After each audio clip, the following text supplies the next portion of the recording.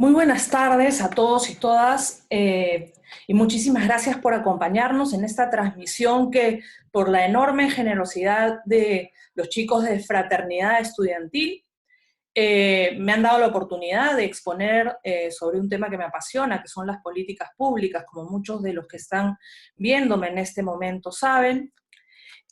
Antes de mi exposición y debido al día en el que estamos, quiero mandar un enorme saludo a las personas que me están viendo, que nos están viendo, y además hacer extensivo un saludo a quienes son madres y también por el Día de la Madre a las madres de quienes están viendo este video. El tema que nos convoca el día de hoy son las políticas públicas en el marco o en el contexto del COVID-19 que nos ocupa en la actualidad.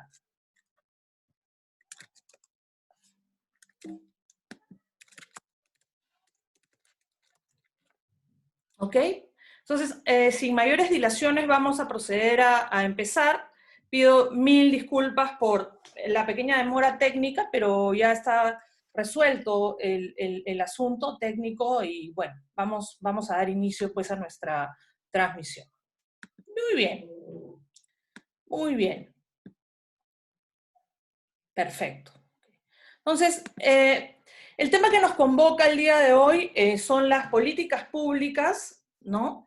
En el marco del COVID-19 o en tiempos del COVID-19, que es una suerte de muletilla o, digamos, una frase bastante común en los eventos que últimamente se están realizando, se están desarrollando de manera abundante, y eso es muy bueno, porque creo que el compartir conocimiento es muy importante, sobre todo ahora en estos tiempos de COVID-19, ¿no? Ese cliché, ¿no? Esa frase casi de cliché, pero que ha llegado también, ya le estamos agarrando cariño a la frase, a terminar los títulos de los eventos con en tiempos de COVID-19, ¿no?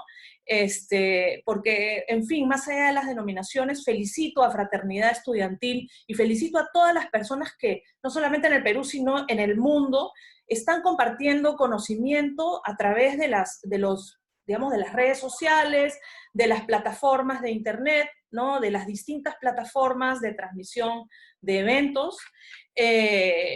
Y uno de los temas que a mí me llamó mucho la atención, que me llama la atención todos los días que veo las noticias y veo que hay medidas tras medidas tras medidas de parte de no solamente nuestro gobierno, sino de otros gobiernos, es esta pregunta o este marco de políticas públicas, ¿verdad? Este enfoque o esta visión del análisis de lo público desde la perspectiva de las políticas públicas. Entonces, cuando las personas de Fraternidad Estudiantil decidieron invitarme, me preguntaron, o coordinamos sobre qué tema conversamos, consensuamos, sobre qué tema podríamos hacer el evento, y desde luego que lo primero que me pasó por la cabeza era hacer un tema de políticas públicas, ¿no? Un evento sobre las políticas públicas en tiempo de COVID-19, es decir, pensar lo público con un enfoque de políticas públicas que tiene un marco teórico desarrollado desde inicios del siglo XIX y tiene un marco teórico que es muy importante para enfocarnos, ¿ok? Para enfocar las medidas que se están tomando desde los distintos gobiernos, ¿no?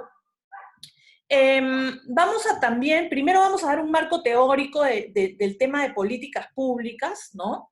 Luego del marco teórico vamos a pasar a hablar digamos, de cómo es la rectoría de las políticas públicas en nuestro país, el Perú, ¿no?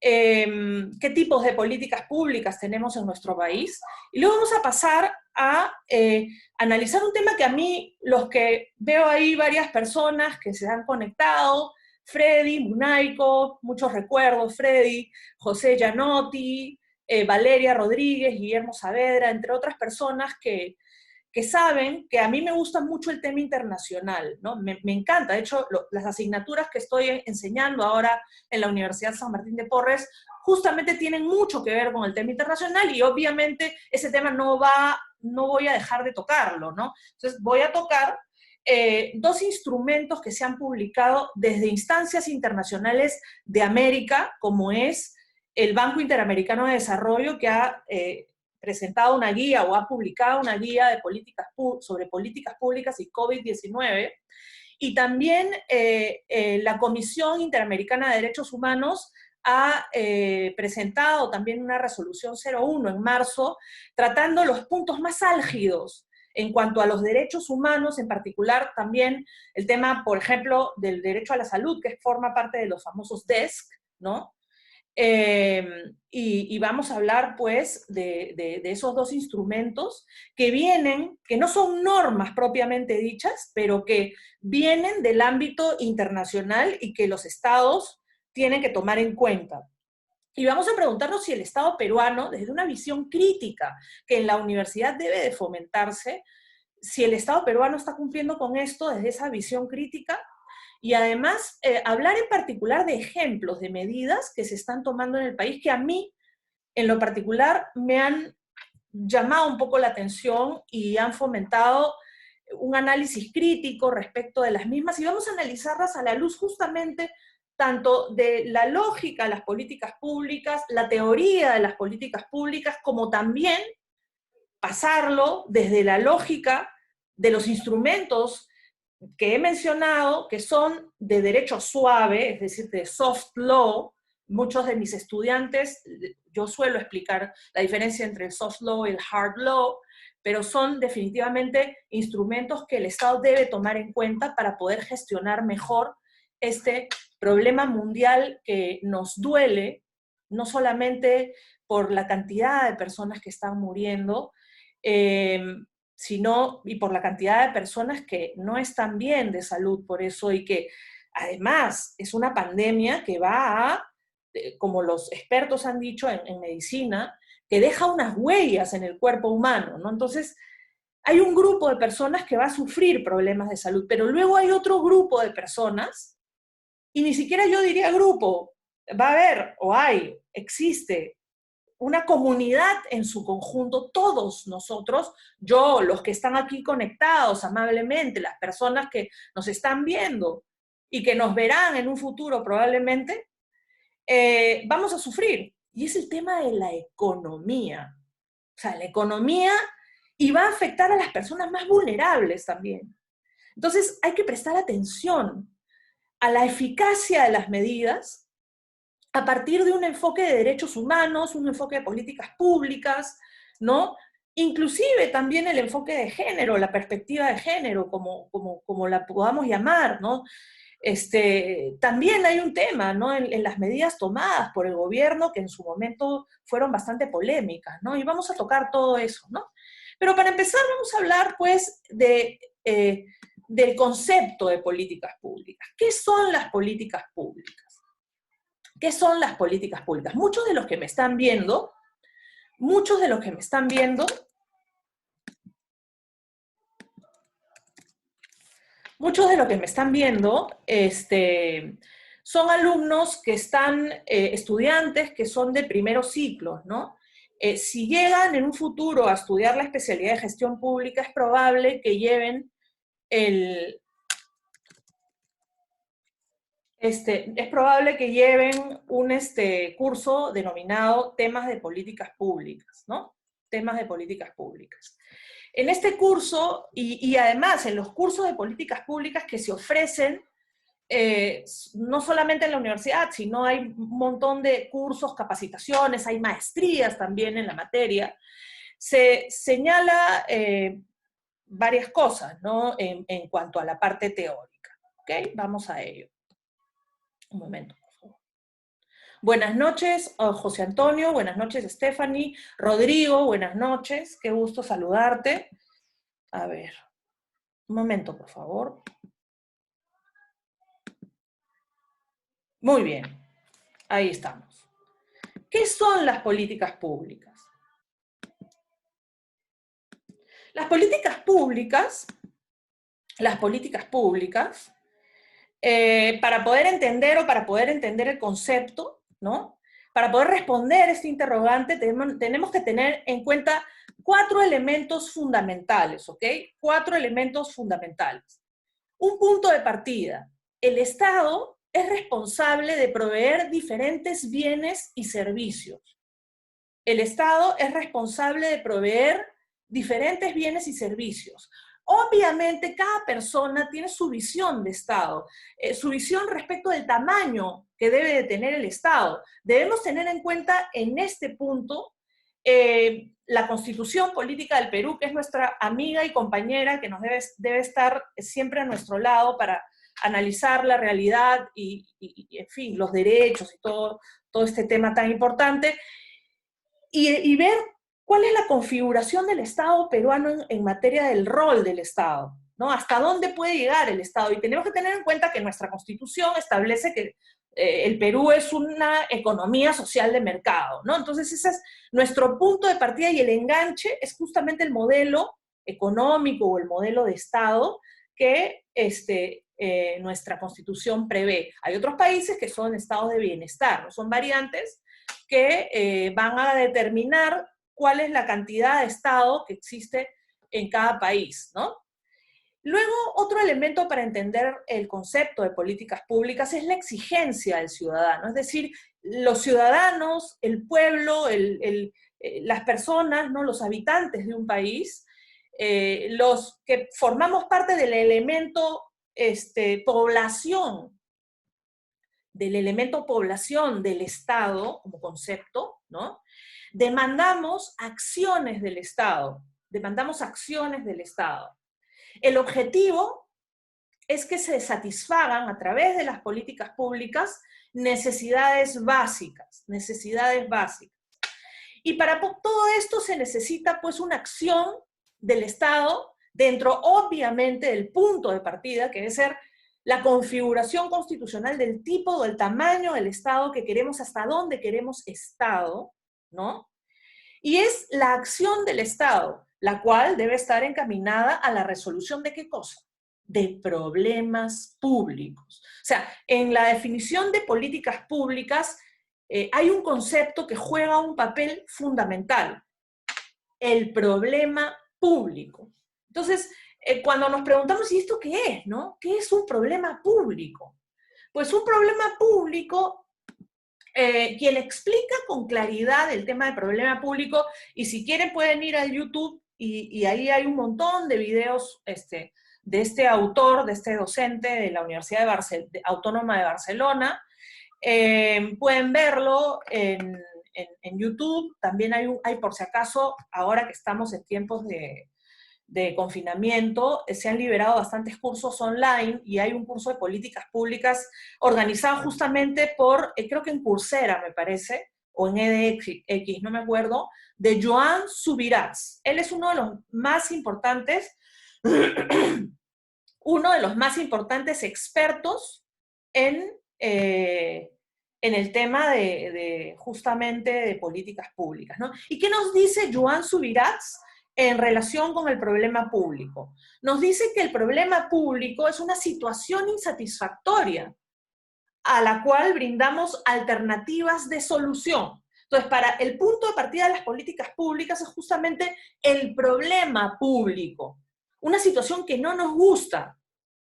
Un problema público, el problema público por antonomasia en la actualidad es la pandemia, el coronavirus, ¿no? Entonces ese es el problema público en la actualidad, pero como ese problema público, pues hay problemas. Este es un problema que se ha generado hace unos meses, pero hay problemas públicos que existen constantemente, ¿no? Continuamente. O sea, la sociedad, las relaciones humanas, digamos, la geografía, el clima, o sea, un montón de factores que interactúan, que confluyen, ¿no? Pueden generar situaciones problemáticas, ¿no? Entonces, el punto de partida para poder entender las políticas públicas es justamente el problema público. Pero tenemos que tener una mirada positiva, y esto no es una cuestión de cliché, de positivismo en el sentido de autoayuda, ¿no? Sino, en realidad hay que ser objetivos, y objetivamente hablando, como dijo Joan Subirats en un libro que escribió en el año 1989, los problemas son oportunidades de mejora. Los problemas públicos son oportunidades de mejora, que una vez identificadas o definidas, pueden poner en marcha la acción de los poderes públicos, a medida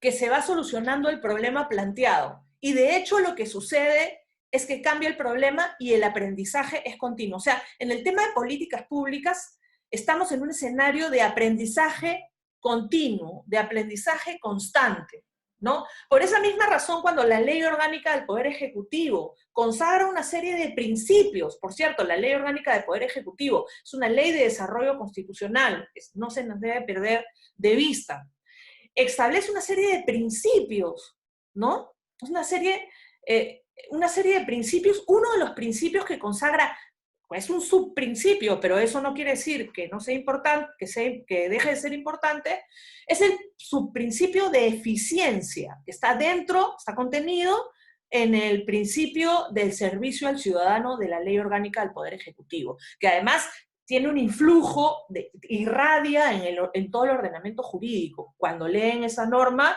pueden ver ese detalle, ¿no? O sea, se aplica no exclusivamente al Poder Ejecutivo. Es una norma muy importante para entender el Estado peruano. Entonces, según el principio de eficiencia recogido por esta norma, la eficiencia supone una perspectiva de mejora continua, lo cual no quiere decir improvisación continua tampoco. Ojo, hay que tener cuidado también con eso, pero también es verdad que los gobiernos aprenden con el tiempo, ¿no? Entonces, los problemas públicos son una oportunidad de mejora. Esto lo dice en el libro que escribió Subirats en 1989, Análisis de políticas públicas y eficacia de la administración. Muy bien. ¿Y qué pasa si el problema público no tiene, o si estamos hablando de un problema que no tiene solución? Cuando el problema no tiene solución, es como una enfermedad crónica, ¿no? O sea, cuando esa enfermedad no tiene cura y cuando se cronifica, ¿qué es lo que hay que hacer ahí? Si no se puede solucionar. Lo que dice Subirats es que hay que entender que deja de ser un problema, sino que se convierte en una condición. El problema público ya no es un problema, sino una condición, y las condiciones se gestionan y se manejan también, se controlan en todo caso, ¿no? En este punto, ¿cómo podríamos definir a las políticas públicas? De manera básica, podríamos definir a las políticas públicas como proyectos elaborados desde el Estado, para satisfacer de modo planificado necesidades públicas. En este concepto la palabra clave es planificado. O sea, el tema esencial en las políticas públicas es la planificación, el orden, ¿no? O sea, si el concepto de políticas públicas llega para poner orden a las cosas, para dar a través de un planeamiento un orden, una lógica, una coherencia a la actuación del Estado. Muy bien. Dos conceptos que yo resalto cuando hablamos de políticas públicas son los siguientes, y son dos conceptos estudiados por dos autores distintos. Uno desde las políticas desde la gestión y políticas públicas, que es una rama que pertenece a las ciencias sociales, ¿no? Y a las ciencias de la administración pública, ¿no? Y otro autor que pertenece al mundo del derecho público, que es un término que está bastante en boga ahora, ¿no? Y que me alegra mucho que esté en boga también, ¿no? Me alegra mucho que ese término se haya posicionado porque articula dos grandes ramas del derecho que a mí me apasionan, que son el derecho constitucional y el derecho administrativo, ¿no? Estos dos grandes conceptos son los siguientes: el concepto de política pública de excelencia, que ha desarrollado el ya fallecido autor Eugenio Laera, un experto en políticas públicas chileno. Y el otro concepto importantísimo es el concepto de el desarrollo del deber de la buena administración, cuyo estudioso más notable es el profesor español de la Universidad de Barcelona, Juli Ponce Solé. En cuanto a las políticas públicas de excelencia, Laera nos dice que qué requisitos debe tener una política pública de excelencia, en qué momento podemos hablar de una política pública de excelencia. ¿De qué hablamos cuando hablamos de política pública de excelencia? En primer lugar, hablamos de una política pública que cuenta con una fundamentación amplia. Es decir, para poder crear una buena política pública tenemos que saber hacia dónde nos dirigimos, hacia dónde vamos, ¿no? No hay viento que sople a favor del que no sabe a dónde va. Creo que lo dijo Lucio Anneo Séneca, ¿no? Tenemos que saber, el Estado tiene que tener una dirección. El Estado no puede ir dando tumbos, ni a trompicones, ¿no? Luego, esta política tiene que hacer una estimación de costos y alternativas de financiamiento. Costos y alternativas de financiamiento. Es decir, tiene que analizar cuánto nos va a costar y cuál es el impacto económico de esta medida, ¿ok? Evaluar costo-beneficio y también pensar en un beneficio social, o sea, en un beneficio para, más bien, entendiendo lo social como tiene que ser, es decir, entendiendo lo social como un beneficio colectivo, un beneficio para todos los ciudadanos, para la ciudadanía, para la población, para la colectividad, para todos nosotros, ¿no? O sea, tiene que haber un equilibrio y esto también forma parte de nuestro modelo económico de economía social de mercado, un equilibrio, una armonía con un interés de todos armonizado con el interés privado también, ¿no? Pero en este caso, esa economía tiene que verse en esa dimensión, ¿no? En esa dimensión. En cuanto al concepto de buena administración, hay un montón de cosas escritas al respecto, ¿no? Los que quieran me pueden escribir y se las paso, ¿no? Tenemos el aporte teórico importante del catedrático de la Universidad de Barcelona, la Facultad de Derecho, catedrático de Derecho Administrativo, Juli Ponce Solé. Y de su extensa teoría, de la que hemos hablado mucho en clases, veo varios que están conectados acá, que han llevado conmigo cursos de políticas públicas y de sociedad y poder público, en la especialidad de gestión pública. Les mando muchos saludos, por cierto. Muchos de ellos ya son egresados de nuestra querida facultad, ¿no? Y en esas clases tocábamos mucho, bastante de este autor, ¿no? Y veíamos, tomaba controles de lectura sobre esto también, ¿no? Pero simplemente he tomado los caracteres de la buena administración, es decir, qué cosa, para hablar de buena administración, ¿qué elementos debemos de tener? Primero, la administración debe actuar racionalmente, es decir, tiene que actuar sin arbitrariedad. En segundo término, tiene que actuar objetivamente, es decir, con funcionarios públicos preparados, y al mismo tiempo la objetividad, según Ponce, no solamente quiere decir eso, sino que estos funcionarios preparados actúen de una manera que no generen diferenciaciones que no tienen un carácter ni objetivo ni razonable. Es decir, en otras palabras, que no discriminen. Nos vamos a preguntar si hay discriminación en las medidas tomadas por el gobierno, en varias, ¿no? Hay que preguntarnos, no necesariamente afirmemos categóricamente, pero hay que pasar siempre por ese filtro, ¿no? ¿Se ha discriminado a alguien al tomar esa medida? Luego la administración debe actuar coordinadamente, es decir, tiene que realizar una coordinación interinstitucional con otras entidades, ¿no? Ahí viene todo el tema de la interoperabilidad y para eso la transformación digital del Estado peruano cumple una labor muy importante. Y finalmente, tener un comportamiento eficaz, eficiente y económico. El concepto de eficacia, el concepto de eficiencia y el concepto de economía en el Estado no son lo mismo, ¿no? La eficacia es llegar al punto, llegar al resultado y ya está. La eficiencia es llegar a ese resultado, pero reduciendo costos y según la definición de la LOPE, que ya hemos tratado hace un momento, que ese objetivo lo cumplamos al menor costo posible y además adaptado al estado moderno que debemos de tener en una perspectiva de mejora continua.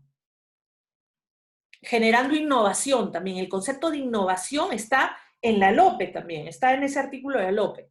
Y cuando hablamos de innovación, hablamos de muchas cosas súper interesantes, ¿no? El intraemprendizaje público, las nuevas prácticas en el Estado, ¿no? Un montón de cosas que son fundamentales. Bueno, Subirats ofrece un esquema de análisis de políticas públicas. Lamentablemente, por las características del Facebook Live no lo vamos a poner, pero vamos a tratar de compartir un video contando con este esquema. Muy bien. En el Perú, ¿cómo se da todo esto? O sea, ¿cómo se aterriza toda esta teoría? Tenemos que recordar que el ente rector de las políticas públicas en el Perú es CEPLAN, un organismo técnico especializado que creo que está adscrito a la PCM, ¿no? Y bueno, ellos les recomiendo la página porque tienen un material muy, muy interesante, libros y todo eso que les permite tener una perspectiva bastante sustanciosa de las políticas públicas en el Perú. Y lo importante de las políticas públicas en el Perú, y ha sido consagrado en la Directiva 001 de CEPLAN, 001-2017, es el ciclo de planeamiento estratégico para la mejora continua.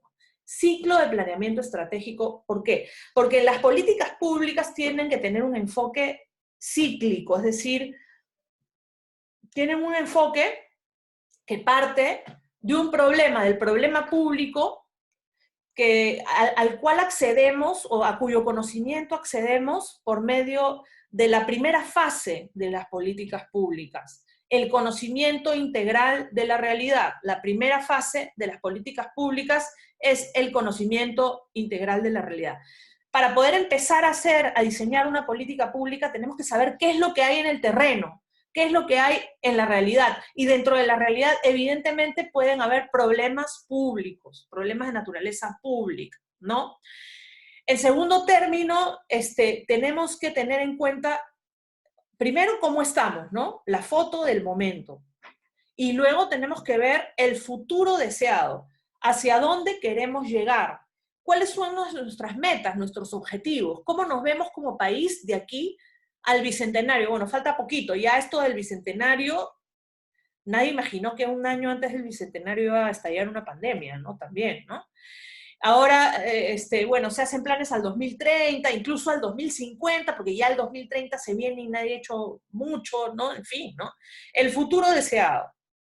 Luego, políticas y planes coordinados, tercera fase, ¿no? Esta es la denominada fase digamos, de la implementación. El anterior era la fase del diseño, un diseño de políticas públicas adecuado a lo que pensamos ser en un futuro, a como país, cómo nos vemos en un futuro.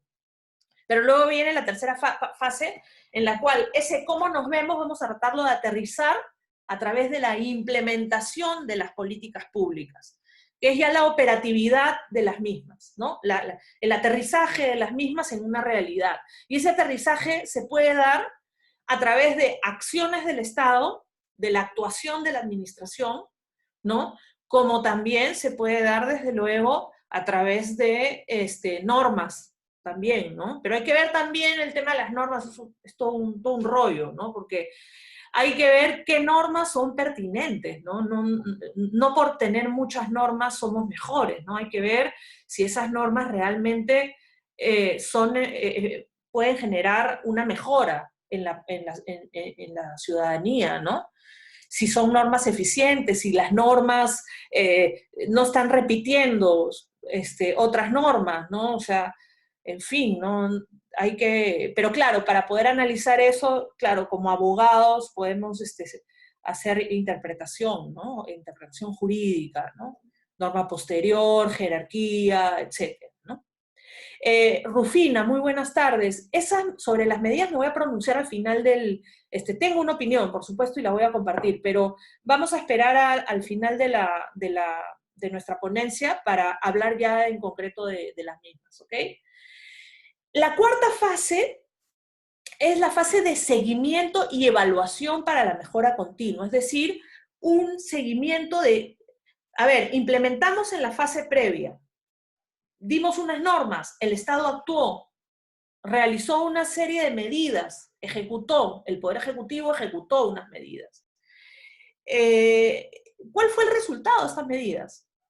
Para poder medir ese resultado, pasamos a la fase de la evaluación, ¿no? Pasamos a la fase de la evaluación de las políticas públicas. Y la evaluación de políticas públicas sería ya la cuarta fase, se suele realizar a través de los denominados indicadores de desempeño, que miden objetivamente con números si es que realmente se ha cumplido con los objetivos previstos en las fases previas de las políticas públicas. Y como esto es un círculo, me da mucha pena que no podamos compartir la diapositiva porque en el círculo lo van a ver, pero pueden ir a la página de ese plan y ahí está ese gráfico. Esa evaluación me va a permitir saber también cómo estamos en el momento posterior a la aplicación de la política pública, lo cual nos va a permitir tener una nueva foto y reiniciar el círculo o el ciclo de las políticas públicas. En el Perú tenemos distintos tipos de políticas públicas. Tenemos políticas de Estado, que son aquellas fijadas en el Acuerdo Nacional, que por cierto se está reuniendo últimamente para actualizar las políticas de Estado que en la época de la transición se fijaron, pero que han pasado 20 años y hay que actualizarlas, ¿no? Se ha reunido el foro del Acuerdo Nacional en los últimos días, los invito a revisar el material que se ha compartido en redes al respecto, la información. Y luego tenemos, pues, políticas nacionales, políticas de gobierno, luego tenemos la política general del gobierno, las políticas nacionales, la política sectorial o multisectorial, y vamos bajando de niveles de gobierno, o vamos no bajando, pero sí trasladándonos a otros niveles de gobierno. Por tanto, las regiones también tienen políticas regionales y las ciudades, ¿no? Los municipios tienen políticas locales. Muy bien. Y luego hay políticas institucionales, es decir, hay políticas públicas por institución pública, ¿no? Y luego, aparte de las políticas, tenemos los planes, ¿no? Plan estratégico sectorial, plan especial multisectorial, plan de desarrollo regional concertado, plan de desarrollo local, plan estratégico, el PEI, el POI, los famosos PEI y POI, los que trabajan en el Estado, que he visto varios que se han conectado, que como sé que están en gestión pública, sé que están ya trabajando digamos, en las distintas entidades del Estado y saben de lo que estoy hablando, ¿no? Muy bien. Las políticas nacionales. Ahí también los invito a revisar la página de ese plan y ahí tienen la guía de políticas nacionales, ¿no? Esta norma nos dice que las políticas nacionales se enmarcan en políticas de Estado, ¿no? Las políticas nacionales se enmarcan en políticas de Estado y responden a un programa de gobierno. Cuentan con objetivos claros, ¿no? Deben contar con objetivos claros que manifiestan las prioridades del país. Identifican problemas de la agenda pública que deben priorizarse tomando en cuenta las necesidades o demandas ciudadanas. Se reflejan en los objetivos establecidos en los planes sectoriales, en los planes de desarrollo concertado, en los planes estratégicos y operativos. Es decir, hay un Sistema Nacional de Planeamiento, el acrónimo es el SINAPLAN, ¿no? Y este sistema, como todo enfoque sistémico, ¿no? Incluye todas estas políticas y planes que desarrollan las distintas instituciones del Estado y entran en interacción, ¿no? Entran en interacción.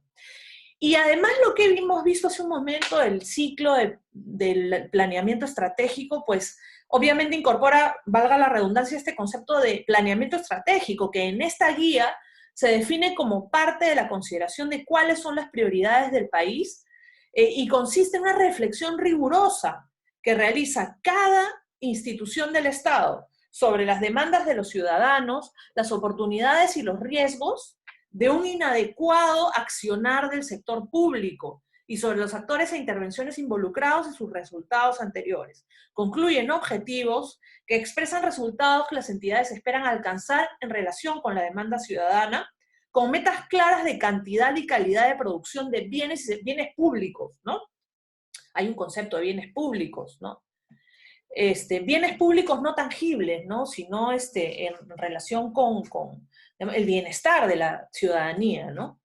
Que permitan la articulación del presupuesto, es decir, en el Estado todo se maneja por presupuesto, ¿no? Obviamente, ¿no? Y ese presupuesto mayoritariamente viene de los tributos, de lo que pagamos los ciudadanos al Estado, ¿ok? Para satisfacer las demandas ciudadanas de la manera más eficaz y eficiente. Por tanto, en el marco de la modernización de la gestión pública, las políticas nacionales deben formularse sobre problemas priorizados. Sobre problemas priorizados. Un momento, por favor. Un momento, ¿sí?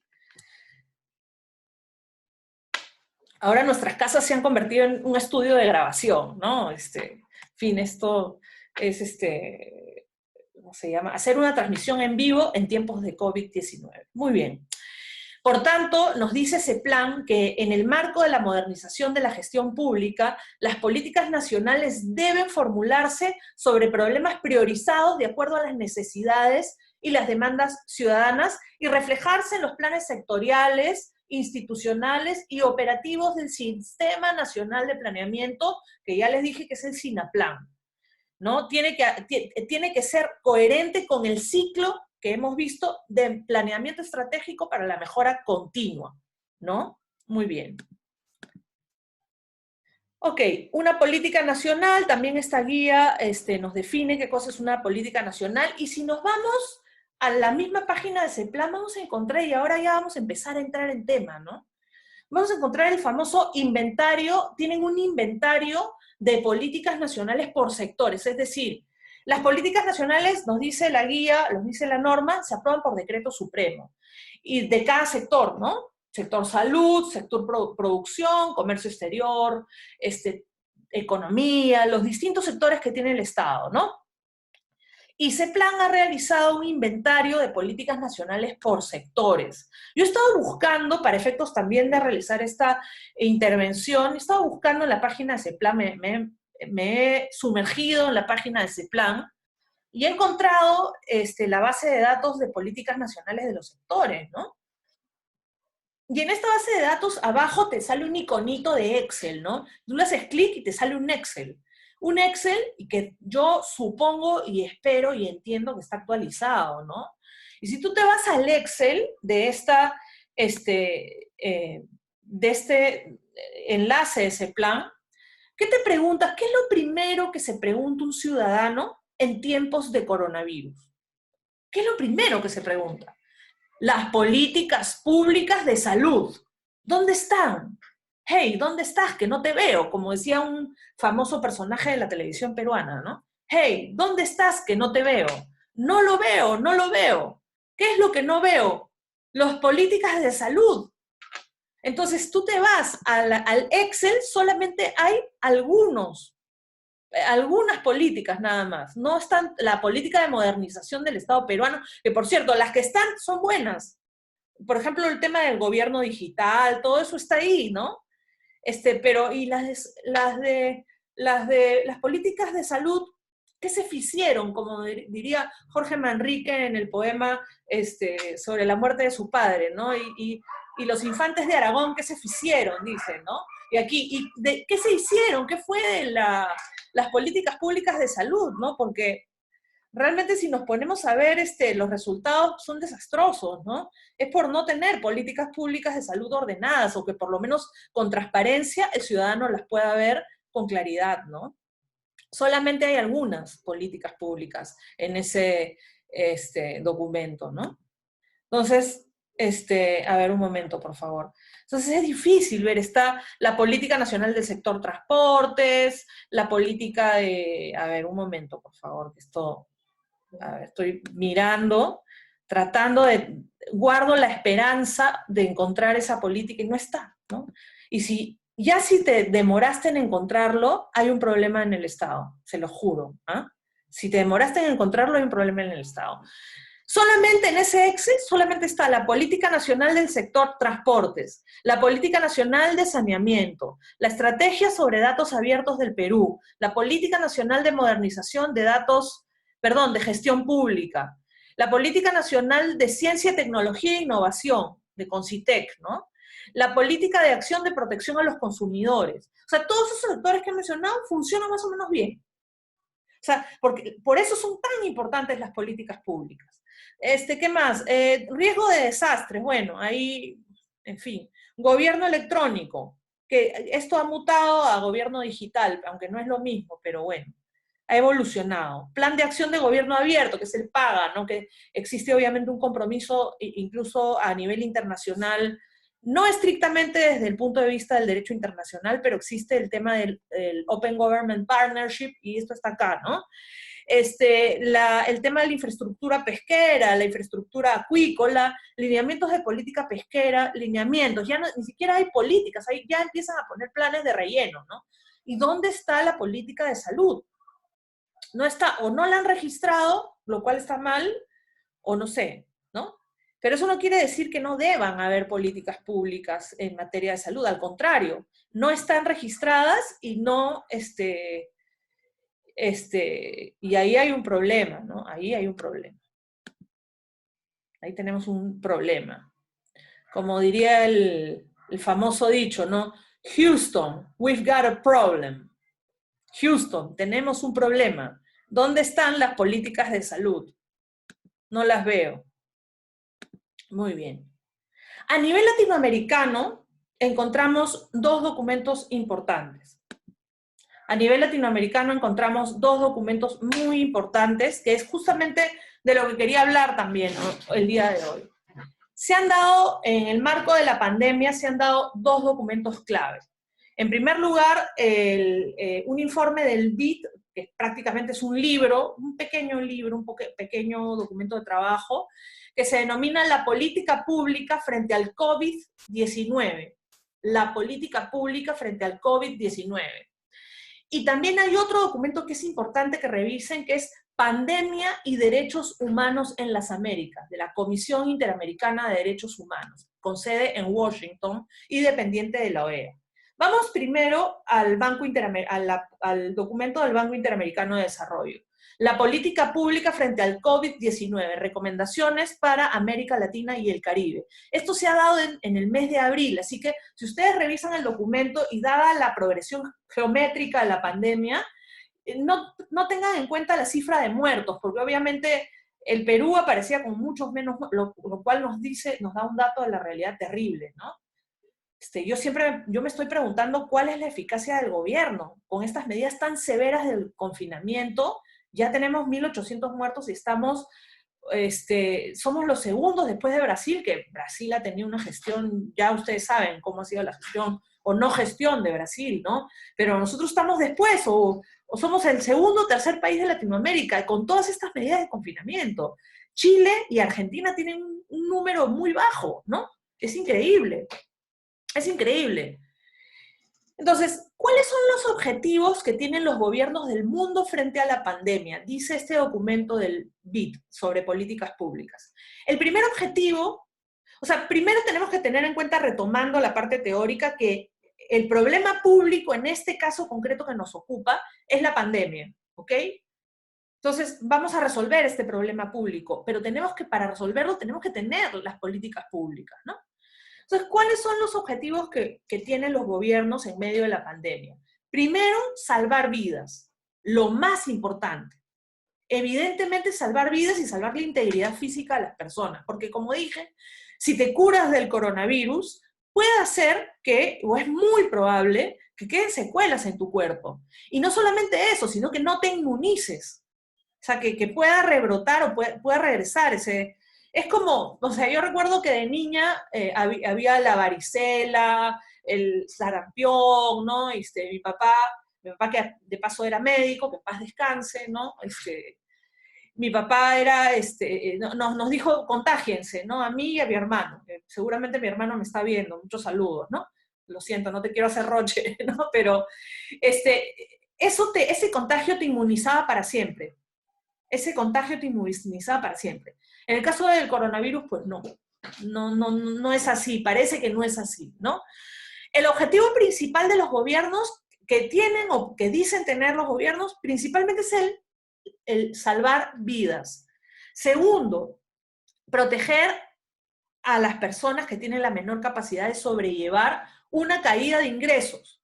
Definitivamente, ya lo he dicho al inicio de este video, el coronavirus afecta a un grupo de personas que se han contagiado, varios de ellos mueren, o miles de ellos mueren, otros sobreviven, pero, pero es un grupo de personas, no deja de ser un grupo de personas. O sea, no deja de ser un grupo de personas importantes, son miles de miles dentro de un universo de población mayor.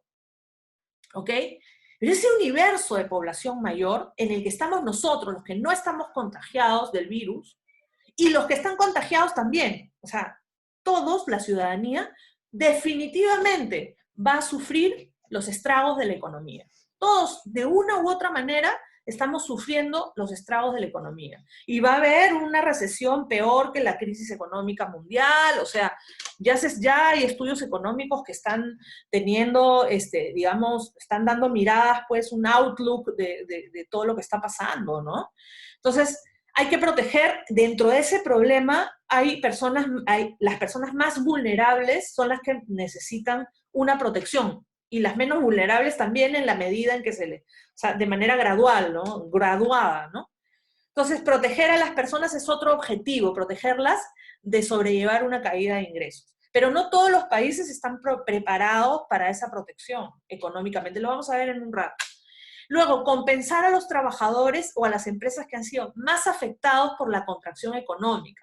La pregunta es si en nuestro país, en nuestro Perú, se está compensando adecuadamente. Y no digo de parte del gobierno, o sí un poco del gobierno, pero estamos recurriendo a nuestro propio dinero, porque la CTS es nuestro ahorro y la pensión también, la FP también, ¿no?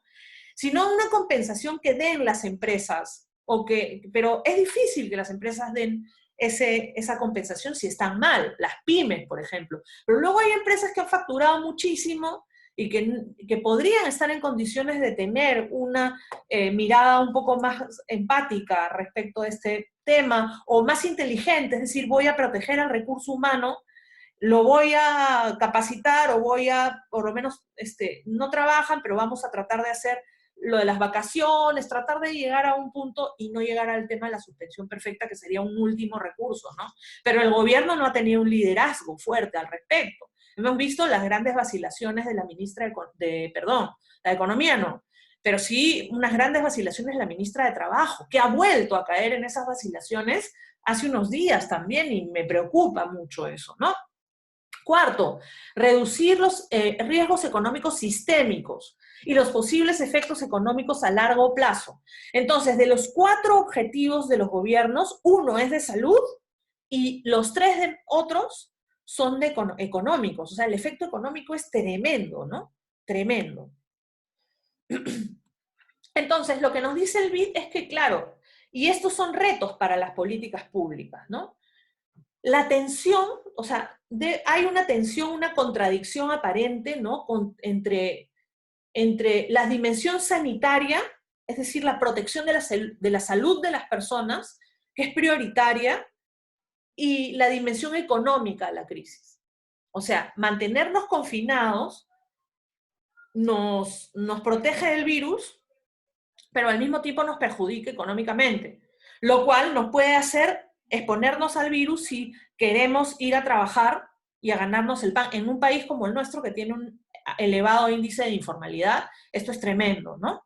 Entonces digo, o me muero de coronavirus o me muero de inanición, una de dos. O me muero de depresión, o me mato, no sé. O sea, todas esas dimensiones hay que considerarlas al hacer una política pública. O sea, son tensiones entre la dimensión sanitaria y la económica. Y luego la segunda tensión, que es, creo que, bueno, es una tensión menor, pero es importante, hay que decirlo, la tensión de ver a quién priorizo, a quién protejo primero y a quién protejo después. La economía es la ciencia de la escasez, ¿no? Entonces ahí pues tienes que priorizar a los que más necesitan, ¿no? Y a la eficiencia económica también, ¿no? Pero si la economía nos va mejor, por eso los países están mejor, hay países que están mejor equipados que otros para enfrentar esta situación, y entonces, por ejemplo, en nuestro país, esa parte económica, personalmente, yo sí lo veo bien, ¿no? O sea, veo que el Estado peruano ha hecho las tareas en los últimos 25 años en la parte de la salud económica, y eso está permitiendo justamente que en estos tiempos de críticos nuestra economía social de mercado permita beneficiar no solamente a los más pobres, sino también a personas que sin ser pobres, de acuerdo digamos, a la consideración de pobreza, sí se han visto afectadas, ¿no? Y yo creo que el Estado tiene que proteger a todos los ciudadanos, no solamente a un grupo, ¿no? Entonces, si la economía lo permite, por ejemplo, se da bonos de independientes, luego hay medidas económicas diversificadas que no están mal, pero hay que hacer un poquito más al respecto porque hay informales también que están sufriendo mucho este tema. Muy bien. ¿Cuáles son los problemas públicos o puntos más álgidos o más débiles que el Banco Interamericano de Desarrollo ha detectado frente a la pandemia de Latinoamérica? ¿Cuáles son los puntos más débiles de Latinoamérica frente a la pandemia? Que deberían reflejarse también en su diseño de políticas públicas para considerarlo como problemas públicos a resolver o que en todo caso van a dar un marco que a lo mejor va a dificultar algunas políticas públicas. Primero, el sistema fiscal débil, ¿no? La espalda fiscal de la que habla la ministra de Economía, ¿no? En segundo término, ese es nuestro problema, ¿no? Nuestro Waterloo, ¿no? El sistema de salud débil, la debilidad del sistema sanitario, si se le puede llamar sistema de salud, ¿no? Si bien es cierto, hemos hecho las tareas en materia económica, sí que nos ha faltado, yo personalmente sí lo considero así, nos ha faltado fortalecer el sistema de salud. Nuestro sistema de salud no es bueno, es mentira que es bueno, hay que decirlo con todas sus letras, ¿no? Y en tercer lugar, otro problema es la heterogeneidad de los países, y ahí viene el tema de la globalización, ¿no? Porque yo creo que ante un problema global deben haber soluciones globales, ¿no? Entonces, los países son distintos, y es verdad, y tienen que ser distintos porque, lógicamente, cada país tiene sus propias características, pero el virus no distingue entre personas, ¿no? Entonces, el virus le puede dar a cualquiera, y además es mejor que haya respuestas coordinadas a nivel de región, ¿no? En Latinoamérica, si vemos en la parte fiscal, si vemos las deudas públicas con respecto al PBI, uno de los índices más saludables, digamos, los tienen Perú, Chile y Paraguay, ¿no? De eso nos podemos congratular. O sea, eso es algo positivo que yo veo y que podemos ver en nuestro país. O sea, las cifras no son malas, ¿no? De hecho, yo vi en una de mis revistas favoritas, The Economist, una tabla de los países emergentes, y el cuarto país mejor posicionado para enfrentar las secuelas económicas de la crisis es el Perú, ¿no? Es una cifra de esperanza, hay que tomarla con prudencia, pero es una buena cifra, ¿no? Luego, este documento del BID dice que el Perú y Chile son los países mejor posicionados, que tienen un mejor margen de maniobra económica frente a la pandemia, ¿no? Y bueno, en cuanto a las medidas que se han tomado en Latinoamérica, hay distintos ejes, en este documento se estudian distintos ejes: protección a los más vulnerables, las medidas de contención y las medidas fiscales, financieras y monetarias de emergencia, ¿no? O sea, este documento hace como un compendio de todas las medidas, de todas las medidas en un marco de políticas públicas que se han tomado en todos los países de América Latina y el Caribe, ¿no? Ok, muy bien. Luego se hace una comparativa con países como China, Corea, Taiwán, Italia, y entre otros países. ¿Ok? Muy bien. Otro documento que es importante tener en cuenta, que se ha sacado desde el ámbito interamericano, es el documento Pandemia y Derechos Humanos en las Américas. Pandemia y Derechos Humanos en las Américas. Elaborado por la Comisión Interamericana de Derechos Humanos, que forma parte de la OEA, en marzo del 2020. Resaltamos de ese documento, y aquí vamos a empezar a enlazarlo con la problemática nacional. Primero, el tema de la protección del derecho a la salud, que es lo más importante, que es un DESC, ¿no? Los que saben de derechos humanos entienden que existen los derechos económicos, sociales y culturales, los DES. El derecho a la salud es un DES, ¿no? Luego, resalto también el punto 34, que recomienda a los estados, a los funcionarios, a los altos funcionarios que se dirigen a la población, les indica que deben tener un especial cuidado en sus declaraciones. Especial cuidado en sus declaraciones. La pregunta es si se ha tenido especial cuidado en las declaraciones de algunos de los ministros de este gabinete. ¿Han tenido cuidado, han sido prudentes con su lenguaje al dirigirse a la población? Yo me pregunto si ha sido así. Otro tema que me parece muy importante es la perspectiva de género. Las medidas tienen que hacerse con una perspectiva de género. Evidentemente hay detractores y hay personas que son detractores y otros que están a favor, ¿no? Entonces, pero esto está aquí, ¿no? Igual la pregunta es si ha seguido verdaderamente la perspectiva de género con la medida esta famosa que se tuvo que revertir, ¿no? De que salen los hombres un día y salen las mujeres otro día. Yo creo que no se ha seguido una perspectiva de género, y de hecho se dieron cuenta y no fue, y además más allá de la perspectiva de género, no fue eficiente, no fue eficaz siquiera fue eficaz, ¿no? Y finalmente, un tema súper importante a destacar es la necesaria cooperación internacional. Sobre los derechos económicos, sociales y culturales, este documento de la Comisión Interamericana habla de garantizar que las medidas adoptadas para enfrentar la pandemia y sus consecuencias deben incorporar de manera prioritaria el derecho humano a la salud y sus determinantes básicos y sociales, los cuales se relacionan con el contenido de otros derechos humanos como la vida o la integridad personal, y de otros como acceso a agua potable. Nuestro país, pues, tenemos un derecho al agua consagrado, novedoso, consagrado en el artículo 7A de la Constitución, pero está efectivizado ese derecho porque sin agua, ¿cómo te vas a lavar las manos si no tienes agua, no? Y eso te afecta a la salud. Estamos cambiando todas nuestras costumbres. Pero ¿qué pasa? Nosotros tenemos agua, nosotros tenemos jabón, en el Perú esto ocurre de manera uniforme, ¿no? Esa es una gran pregunta. Cooperación comunitaria, soporte en salud mental, es un grave problema agudizado con la pandemia, ¿no? O sea, con el encierro, ¿no? Hay personas que necesitan salir, hay personas que, que tienen el tema económico tiene un impacto clarísimo, y eso hay que verlo. La economía tiene que ver con la salud mental también. O sea, ¿cómo no va a estar tensa una persona a la que le han aplicado una suspensión perfecta?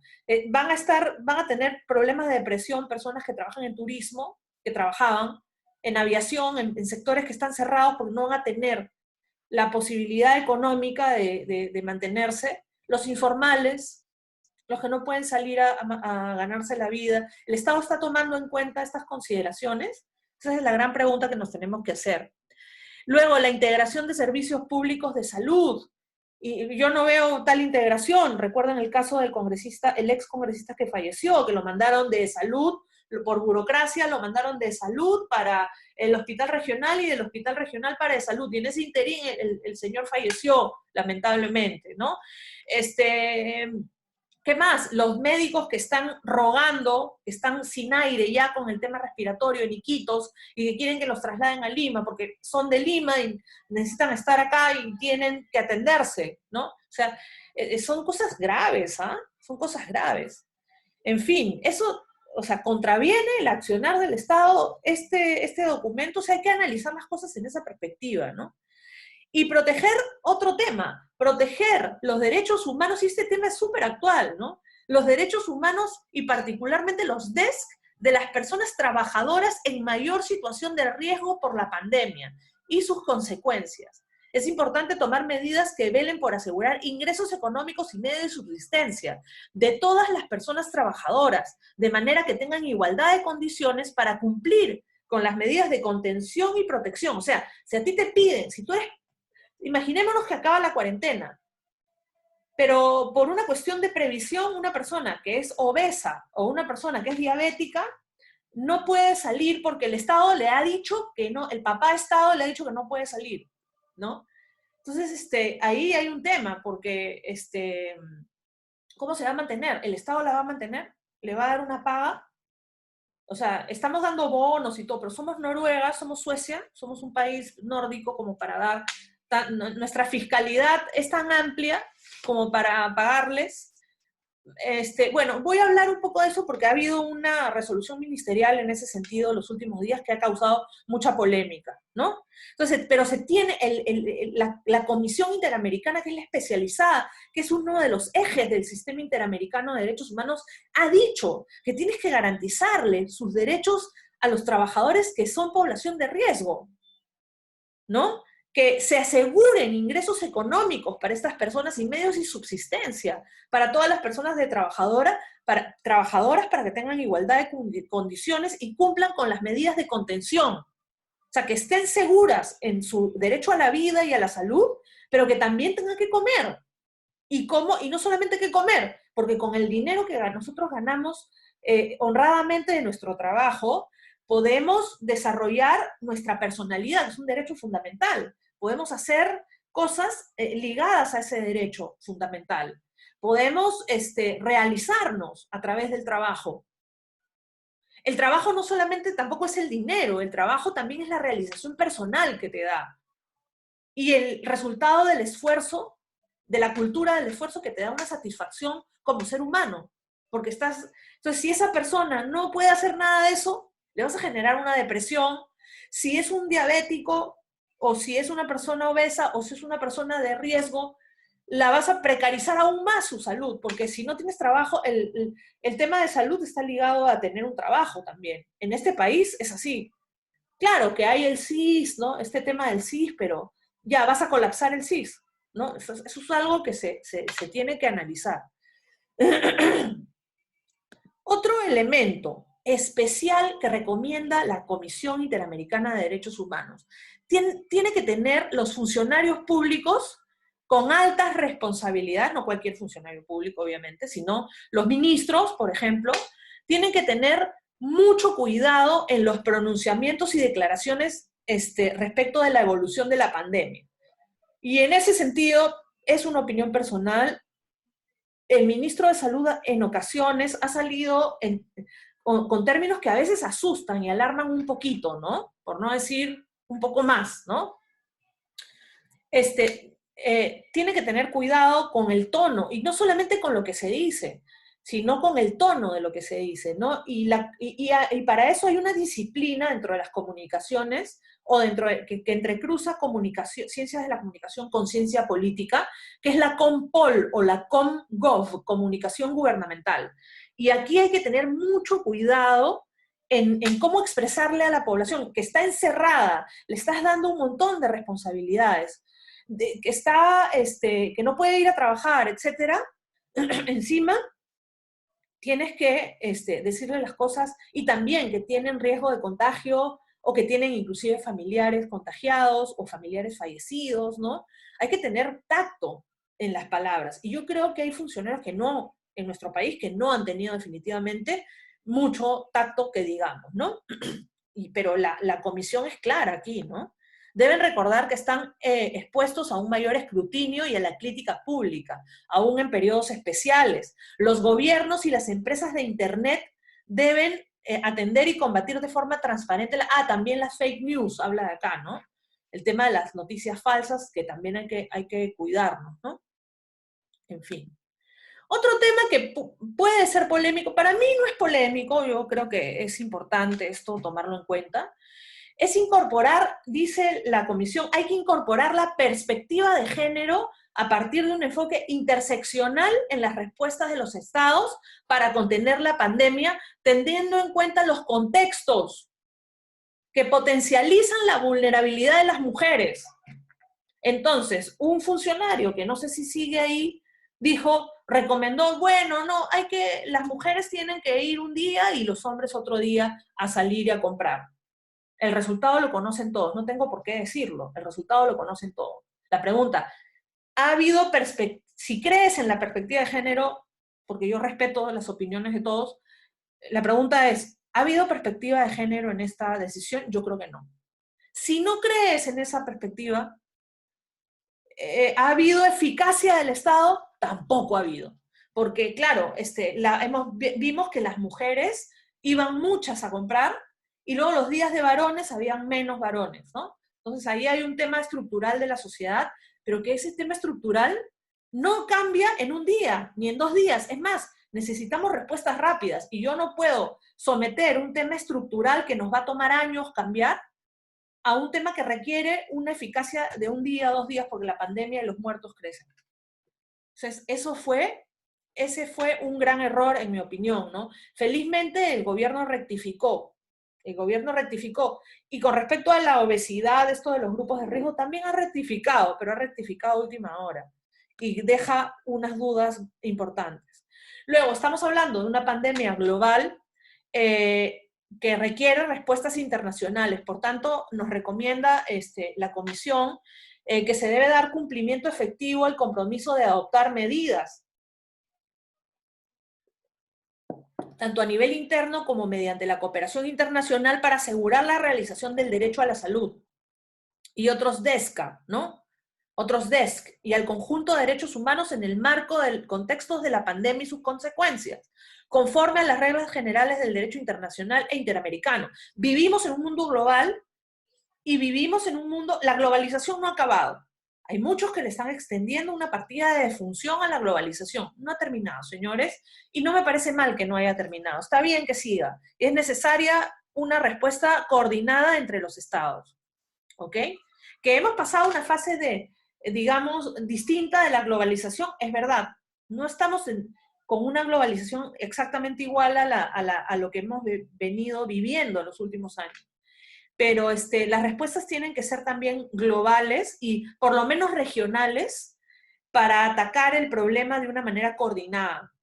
¿Por qué lo digo? Porque el virus no entiende de nacionalidades, ¿no? ¿Por qué yo, si yo soy brasileño, ¿no? Si yo soy de Nueva York, o si soy brasileño, o si soy mexicano, países o lugares en los cuales no se han tomado medidas prontas, tengo menos derecho a la vida que un argentino, donde las medidas se están dando en la parte de, ojo, en Argentina las medidas están dando un buen resultado en la parte de salud, pero la parte económica va a quedar mal, ¿no? En Argentina, porque Argentina arrastra problemas crónicos económicos, ¿no? Es un tema, el tema argentino, ¿no? Pero si yo nací en un lugar, o sea, tengo más derechos, o mi derecho a la vida es más eficaz porque mi país tomó mejores medidas, o no. O sea, si yo me tocó vivir o nacer en un país en el cual fueron eficientes, si me tocó nacer en Nueva Zelanda, me gané la lotería, porque ahí ya no hay coronavirus, ¿no? Pero si me tocó nacer en Brasil, me fregué. Enhorabuena que todavía no ha llegado a África, ¿no? O que ha llegado, pero de una manera menor, ¿no? Porque, en fin, ¿no? Pero, entonces, el virus no entiende de países, pero, pero los resultados, o sea, los efectos del virus, sí entiende, porque dependen también de la gestión pública y de las políticas públicas, ¿no? Bien. Vamos para ya entrar ya a la finalización de este evento, hablar de las medidas tomadas por el Estado en relación con los grupos de riesgo, que es un tema que me ha preocupado bastante, que preocupa bastante, ¿no? El Estado peruano sacó a través de los respectivos ministerios un decreto, una resolución ministerial, ¿no? De salud, del MINSA. Luego sale la ministra de Trabajo, la entrevista, y dice que sin hacer mención, yo no le escuché, estuve tratando de prestar atención para escuchar la palabra mágica, teletrabajo, señores. La palabra mágica es teletrabajo.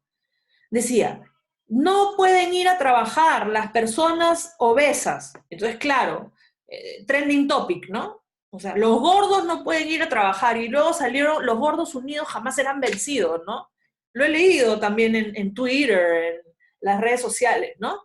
Entonces, solamente y luego cambiaron el índice de masa corporal, o sea, para que vean la improvisación de la medida. O sea, un día dice que el índice de masa corporal de la obesidad, porque técnicamente el índice de masa corporal de la obesidad es de 30 para arriba. Por cierto, hay mecanismos para calcularlo online, ¿no?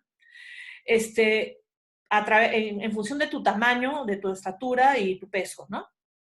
Entonces, si en función de tu estatura y tu peso, tu IMC es más de 30, decía la ministra de Trabajo, no el de Salud, no puedes ir a trabajar, porque el empleador no te puede obligar a trabajar, pero sin decir nada, evidentemente eso, en teoría los derechos laborales son irrenunciables, van de suyo, etcétera, pero los empleadores no necesariamente es que lo van a cumplir todos igual, ¿no? Algunos porque realmente no pueden, porque la situación económica es terrible, y otros porque no quieren, esa es la verdad, ¿no? La verdad de la milanesa, ¿no? Entonces, la ministra lanza esto, y lo dice en un tono que asusta, ¿no? Entonces todo el mundo preocupado, diabéticos mayores de 60 años, ¿no? La esperanza de vida ha crecido a lo largo de los años. Antes, una persona de 60 años era un ancianito, ¿no? Y ahora las personas de 60 años están, discúlpenme lo coloquial, están súper paradas, ¿no? Porque son las personas que vienen de la época del rock, ¿no? O sea, son gente que además son más activas, ¿no? Más modernas, ¿no? Que las personas de 60 años de hace 30 o 40 años eran ancianitos, ¿no? Entonces, aparte de la esperanza de vida, esa gente está muy activa y le estás diciendo que no vayas a trabajar. Y no estoy diciendo en cuarentena, ¿no? La cuarentena hay que respetarla, sino en esa nueva normalidad hacia la que vamos a desplazarnos en un futuro no muy lejano, esperemos, ¿no? Entonces lanzó esto, ¿no? Lo lanzó. Después, al día siguiente, la ministra de Produce, ¿qué tiene que ver con la salud? La ministra de la Producción salió a decir que, que el índice de masa corporal ya no va a ser 40, sino 30, sino 40. O sea, solo los obesos de 40 para arriba de índice de masa corporal no van a poder ir a trabajar. Entonces, los de 30 respiramos tranquilos, ¿no? Entonces, es como que hay realmente esta política pública de excelencia de la que hablaba la era, con esa perspectiva de sabemos a dónde vamos. Un ministro de salud que es médico sabe, con todo respeto se lo digo, ¿no? O sea, sabe realmente que el índice de masa corporal de 30 da obesidad, pero es una obesidad leve.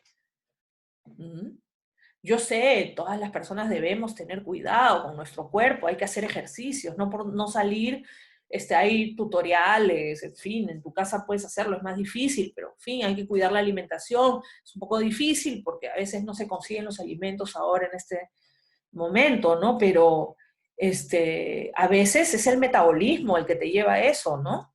Entonces, estamos echándole la culpa al ciudadano en vez de hacer las políticas públicas nosotros como Estado. Le estamos cargando al ciudadano. Ya bastante hacemos y lo hacemos con todo gusto, quedándonos en nuestras casas, y hay que hacerlo y deben de hacerlo. Pero luego, en la perspectiva de la nueva normalidad que va a venir en unos meses, decir eso es sembrar un poco el miedo, ¿no? No se condice con lo que dice la Comisión Interamericana de que tiene que haber prudencia en las declaraciones. Luego rectifican y vuelven a rectificar la resolución ministerial. Y el día de hoy han salido 17 decretos legislativos en distintos ámbitos. Han salido 17 decretos legislativos en ámbitos muy diversos. Uno de ellos es el decreto legislativo 1499, que ya aclara este panorama oscuro que podía venirse a raíz, pues, de las declaraciones de la ministra, ¿no? Que generó un poco de confusión, así como la confusión que se generó cuando ella habló de la suspensión perfecta.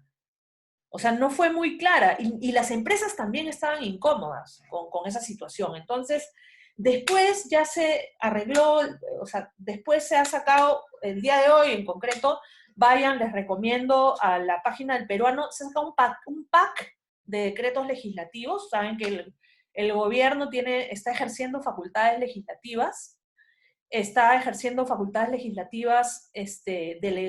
delegación legislativa, ¿no? el Congreso en principio no puede legislar si no media estas facultades legislativas, y bueno, las está ejerciendo dentro del plazo de ley o dentro del plazo establecido, y hay 17 normas de rango legal, de las cuales una aclara un poco el tema de las poblaciones de riesgo y es una norma superior en la jerarquía normativa a la resolución ministerial, pero evidentemente pues no es muy responsable decir eso, ¿no? Pero bueno, en cualquier caso, tenemos pues que el Estado peruano ha tomado algunas medidas que me parece que han sido muy acertadas en relación con la parte económica de los trabajadores formales, ¿no? Siguen existiendo, sí, zonas grises en el tema de la suspensión perfecta, etcétera, de lo cual los laboralistas podrán pronunciarse. En el ámbito de, digamos, de la prudencia en las declaraciones que hemos visto hace un momento, no la veo. No veo esta característica de la política pública de excelencia que hablaba Eugenio Laera, cuando, o sea, no veo cuando, por ejemplo, no hay una claridad de rumbo. Yo sé y comprendo y lo entiendo que esta pandemia nos ha cogido a todos por sorpresa y no es difícil reprochar los pasos iniciales del gobierno porque era algo nuevo y para los médicos también es algo nuevo, ¿no? Pero ya se ha puesto a prueba fuerte nuestro sistema, entre comillas, de salud y no está respondiendo bien. Y los resultados los estamos viendo, ¿no? Y la gestión de esa dificultad no está siendo la más adecuada, creo yo, me apena decirlo, porque tenía esperanza en que se pudiera gestionar bien, como todos creo, ¿no?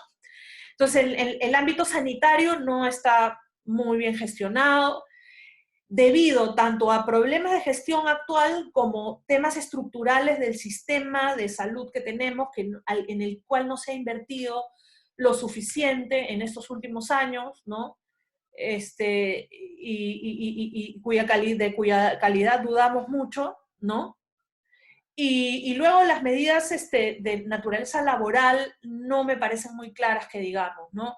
Y bueno, sin mencionar también las medidas de carácter comercial, ¿no? Es decir, el regreso a la normalidad de las empresas que brindan servicios, las pymes, por ejemplo. Se ha sacado un instructivo del Ministerio de la Producción, en el cual te exigen muchos requisitos, incluso requisitos de facturación a pymes que por ejemplo, tienen popularidad en algunos sectores, ¿no? Hoy por la tarde leía este caso de una emprendedora que vende cupcakes, pero no tiene una cadena de cupcakes, ¿no?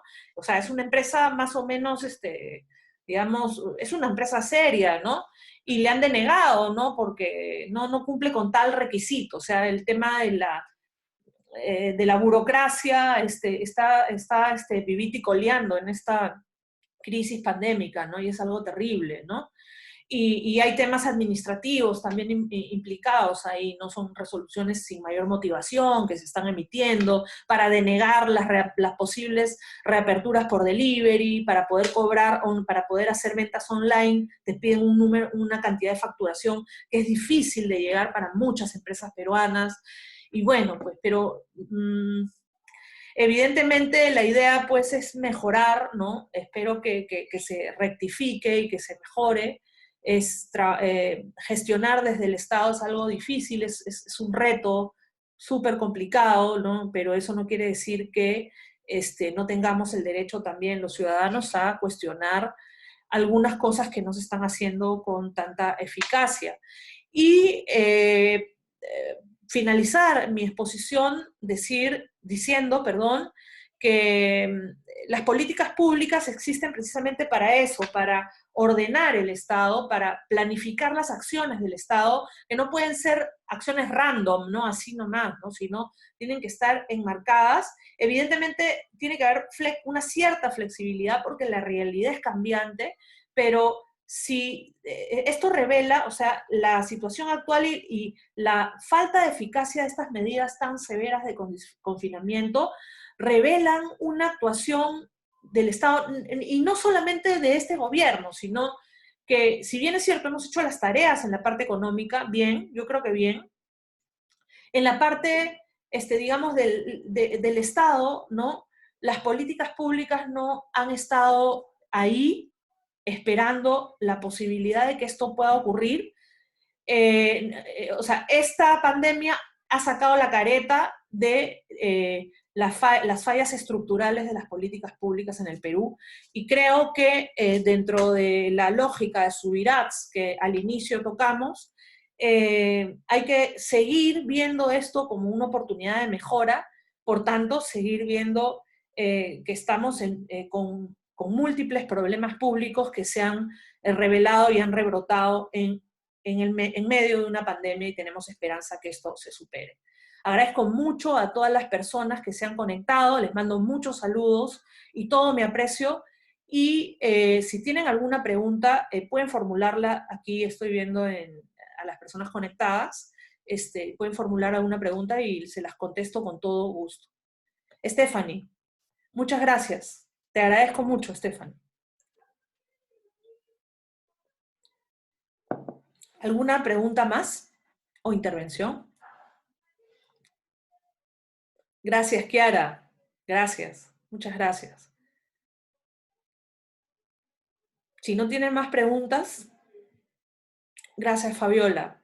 Muchas gracias, Fabiola. Y muchas gracias a Fraternidad Estudiantil por la invitación. Realmente es un honor para mí poder compartir estas ideas con los estudiantes de Derecho y con todas las personas que se han podido conectar también, no solamente estudiantes de Derecho.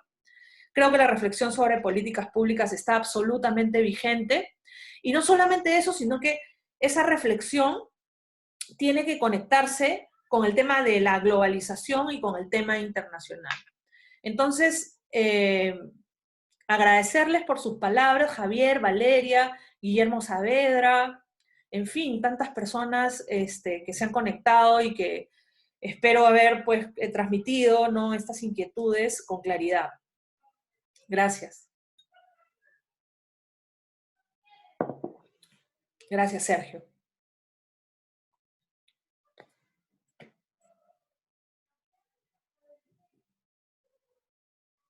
Si no hay una última pregunta, detenemos la transmisión. Gracias, Yesmaira. Lincoln, ahí tenemos una pregunta. Lincoln, doctora, ¿considera que se está vulnerando el derecho al luto de las personas? No puedo ver más porque, a ver, voy a ver acá. Uy, no puedo ver tu pregunta completa. La voy a ver y te voy a responder en el chat del Facebook. Ya Lincoln, muchas gracias por asistir. ¿Considera que se está vulnerando el derecho al luto de las personas? A ver, Lincoln, ¿sabes qué pasa? Y eso es una reflexión general. Hay una palabrita que no la he dicho en toda la exposición, pero que es una palabra clave en esto, y que viene también de la Constitución, o sea, de la forma en que está regulado el estado de emergencia en la Constitución. Es una regulación que le da demasiados poderes al gobierno, no hay, digamos, una intervención parlamentaria muy fuerte, ¿no? Entonces, discrecionalidad es la palabra. La palabra es discrecionalidad. Yo veo una elevadísima discrecionalidad. ¿Es mala la discrecionalidad? No, no es mala la discrecionalidad, pero hay que manejarla bien, ¿no? Por eso existe, sobre la base del concepto de discrecionalidad, es que el profesor Juli Ponce Solé, que hizo su tesis doctoral en buena administración, desarrolló esa teoría, ¿no? O desarrolló esa lógica de buena administración, que ya se había consagrado en una disposición normativa de índole europea, ¿no? En la Carta de Derechos Fundamentales de Niza, ¿no? A ver, entonces, la discrecionalidad quiere decir que el Estado va a tener un manejo de las situaciones, pero que tiene que tener una buena administración de esa discrecionalidad. Insertar criterios de buena administración en esa discrecionalidad. Y uno de esos criterios que hemos leído es actuar racionalmente, sin arbitrariedad, y actuar objetivamente, sin discriminación. Me pregunto, ¿vulnerar ese derecho al luto o no vulnerar, no voy a decir vulnerar el derecho al luto, sino impedir que una persona vele a su familiar, o que la familia vele a su familiar, es proporcional a la finalidad que queremos conseguir, que es frenar la pandemia. Ahí, esa es la pregunta. Yo te respondo, Lincoln, con una pregunta. Entonces, si vamos a hacer un velorio, porque hay velorios y velorios, ¿no? Hay velorios donde hay hasta orquestas, ¿no? Y miren nomás a los famosos que están saliendo en un meme, ¿no? En África, ¿no? Que, que festejan, no con alegría, obviamente, se ha muerto una persona, pero por costumbre, hay congregaciones humanas enormes en torno a la muerte de una persona. Entonces esas congregaciones son las que justamente contagian, ¿no? Por esa misma razón es que se ha limitado, no creo que se ha limitado a una persona, pero se vulnera ese derecho, y para cuando hablamos de vulneración de derechos, el derecho al luto está consagrado como tal, o sea, primero como qué derecho fundamental está consagrado. Si es un derecho fundamental, hay proporcionalidad en la limitación de este derecho, entonces hacemos el famoso test de proporcionalidad, ¿no? El examen de idoneidad, de necesidad, de proporcionalidad en sentido estricto. Te recomiendo, Lincoln, que hagas, porque este test de proporcionalidad es un ejercicio mental fabuloso para poder determinar si se ha vulnerado o no un derecho, ¿no? O sea, hay un conflicto de derechos. El derecho, por ejemplo, a luto, que le llamas derecho a luto, el derecho que tiene toda la persona, no sé, no sabría decir en este momento a qué derecho está conectado un derecho al luto, ¿no? Que tienen las personas, digamos, es el derecho a la dignidad, me parece, ¿no? Que fluye de la dignidad, puede fluir también del artículo 3º de la Constitución, ¿no? Y está en conflicto con el derecho a la salud. Entonces, mi objetivo es proteger el derecho a la salud, ese es el fin. El mecanismo, el dispositivo es idóneo. Existen otros medios por los cuales voy a alcanzar ese objetivo. Y luego ya viene el tema de la proporcional. No me voy a meter en esos problemas porque nos vamos a quedar hasta la noche, porque ahí entra la teoría del peso y todo eso, ¿no? Robert Alexi, ¿no? Pero hay que hacernos esas preguntas, ¿no? A veces se responde con preguntas, ¿no? Y creo que tu pregunta es muy buena, es muy buena. Hay que ver, ¿no? Por ejemplo, si mi familia tiene 4 miembros, no sé, respetando el distanciamiento social, esas 4 personas podrían, ¿no? Pero si no lo hay, pero finalmente el problema central es la falta de tests y los problemas con nuestro sistema de salud. Y también hay un problema global de la falta de la vacuna y de la cura. Por eso es tan importante fomentar la ciencia y la tecnología en un país. Muchas gracias por tu pregunta, Lincoln, y vamos a pasar a la siguiente pregunta. Estoy haciendo acá un ejercicio. Armando Hamel, muchas gracias por venir, Armando. ¿Qué opina de la ley aprobada por el Congreso que viola la Constitución sobre el incumplimiento de contratos? ¿Cuál? ¿La del arrendamiento? ¿La de los arrendamientos? Armando, la norma de los arrendamientos. Hay un proyecto de ley, hay un proyecto de ley sobre, un congresista ha presentado un proyecto de ley que dice que no podemos pagar los alquileres, ¿no? O algo así. Bueno, yo les recomiendo mucho, bueno, lo vi el otro día en la transmisión en vivo también del profesor Joel Chipana, que habló justamente del tema de los contratos de arrendamiento, ¿no? Ese tema es bien complicado, ¿ah?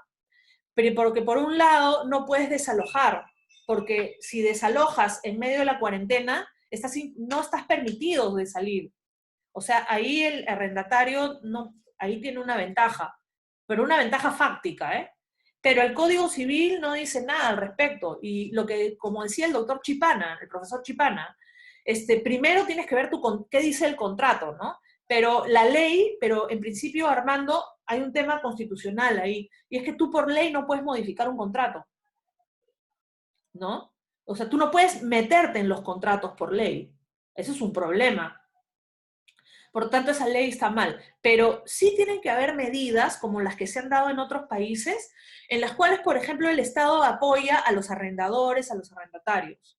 O sea, les da un apoyo, o a lo mejor se busca prórrogas automáticas de los contratos, se busca maneras, pero desalojar a una persona es complicado. Y también hay un problema porque hay personas vulnerables que no han podido pagar sus alquileres y han sido desalojadas. ¿En qué medida estás poniendo en riesgo la salud de los demás al dejar en la calle a la gente? ¿No? Porque las personas tenemos que estar confinadas, ¿no? Entonces, es un tema complicado y yo sí creo que hay una contravención de la Constitución. Ahora, obviamente hay que esperar que se dé. En nuestro país no hay control previo de la constitucionalidad, ¿no? Como sí que lo hay en Colombia o en Francia. Hay que esperar a lo que salga como ley, ¿no? Y en ese momento, pues, si es que sale esa ley, corresponderá de parte de los actores que la norma, en concreto el artículo 203 de la Constitución, dice que pueden presentar una acción de inconstitucionalidad, ¿no? Una demanda de inconstitucionalidad. Entonces, en ese caso, pues, sería, ¿no? Pero en principio yo creo que sí, efectivamente, esa norma o ese proyecto de ley podría interferir en los contratos, ¿no? Y eso no se puede hacer. El debate sobre quién sucede, bueno, pero eso es otro debate, Guillermo, es un debate distinto, ¿no? Es un debate diferente. No sé en qué medida tenga que ver con el tema de las políticas públicas y la pandemia, pero bueno, ahí hay un tema grave, ¿no? Porque claro, bueno, el presidente no podrá viajar en lo que quede de acá hasta el final de su mandato, ¿no? Y el que lo va a suceder es Manuel, si es que le pasa algo, sería el presidente del Congreso. Así sucedió en el año 2000, fines del 2000, cuando Valentín Paniagua, que por cierto es del mismo partido que el presidente del Congreso, asumió durante un año la presidencia. Yo creo que lo hizo bien, pero eso ya es una valoración personal, pero porque el primero y segundo vicepresidente, creo que fue Tudela, y el segundo creo era el ingeniero Ricardo Márquez, renunciaron a sus cargos y por eso fue que Paniagua asumió. En este caso, tenemos una situación parecida, ¿no? Y hay un agujero, ¿no? Hay una entrevista al profesor Víctor García Toma en RPP de los días pasados, ¿no? Recomiendo la entrevista. Ahí le consultan algunos temas sobre la sucesión sobre quién le sucede. Ahora, claro, le falta poco tiempo también, ¿no? En teoría tenemos un año y pico, ¿no? Falta un poco. Bueno, eso yo no coincido con la presidenta del Tribunal Constitucional. Personalmente, con mucho respeto, no coincido con esa posición. Bueno, no sé si hay más preguntas. Muchas gracias. Gracias a Fraternidad Estudiantil por haberme invitado a digamos, hemos estado casi 2 horas conversando acerca de esos temas tan interesantes. Y si tienen alguna pregunta adicional, pueden escribir también a Fraternidad Estudiantil. Si quieren me pueden trasladar las preguntas o preguntarme a mí, mandarme un correo electrónico. Varios de los que están aquí conocen mis redes y yo con todo gusto les voy a responder. Espero que hayan disfrutado esta transmisión. Nuevamente agradecer a Fraternidad Estudiantil por esta iniciativa que no solamente han tenido esta noche, sino que han tenido esta iniciativa con otros docentes y en el futuro próximo también, así que estén atentos a las transmisiones en vivo que se darán en esta página. Alexis, ¿algún análisis sobre ese es un tema, eso de la descentralización, Alexis, es un tema enorme también, ¿no? La descentralización, o sea, el comportamiento de los gobiernos subnacionales, no solamente en el Perú, sino en otros países, frente a la pandemia y la articulación con con los gobiernos nacionales, ¿no? Recomiendo buscar bibliografía sobre eso, es interesante. Y si no, me haces la pregunta y te la contesto con todo gusto en otro espacio y en otro momento. Ok. Los costos de la implementación del delivery son mayores, me he despedido 2 veces, pero realmente yo quiero dar respuesta a las preguntas. Entonces, ¿considera usted que los costos de implementación del delivery, de los beneficios, Alison, no puedo leer por alguna razón técnica, no puedo leer toda tu pregunta. Voy a tratar de leerla.